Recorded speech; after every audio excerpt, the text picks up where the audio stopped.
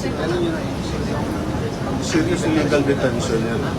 The red notice is not ano.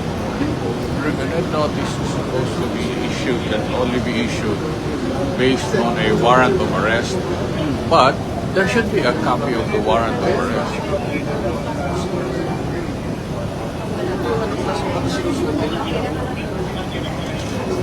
They can start using.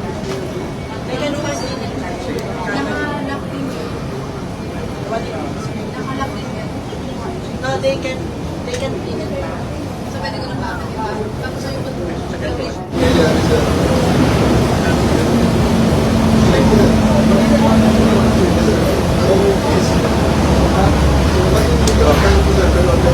Walang warrant.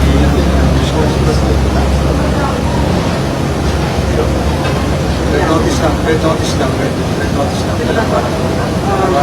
Nalinis na yun, di ba? Ano yun ay serious illegal detention yan. The red notice is not ano.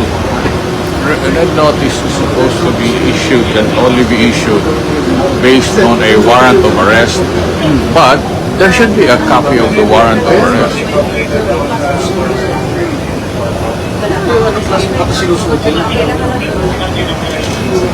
They can start using. They can first in it. nakalak din yun.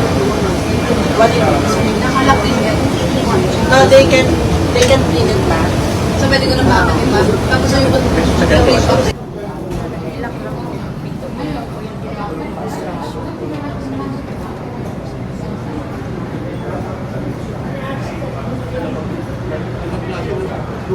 Dati, diretso demokrasya.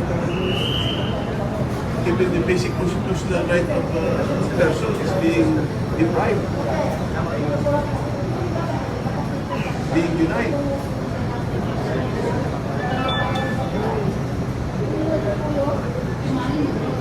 Ayun si Torre. Ayun si Tansan.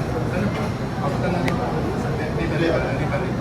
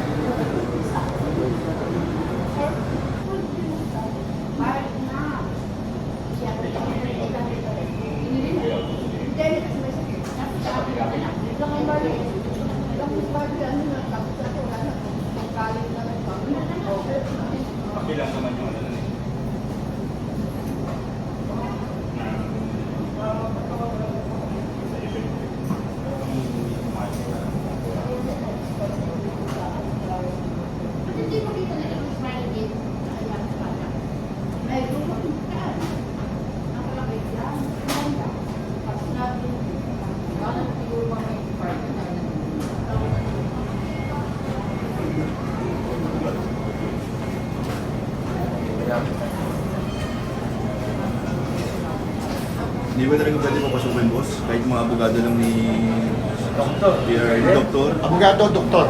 Kahit yun lang, boss. Ayaw daw, doktor. Constitutional right yan. No. Importante po ang kalusugan. Dati Pangulo, 80 years old na po siya sa March 28. Malis na. Malis tayo. Wala tayong magawa dito.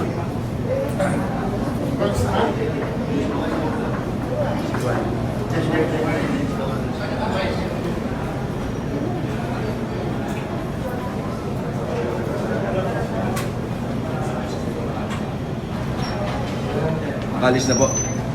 Alis na daw po.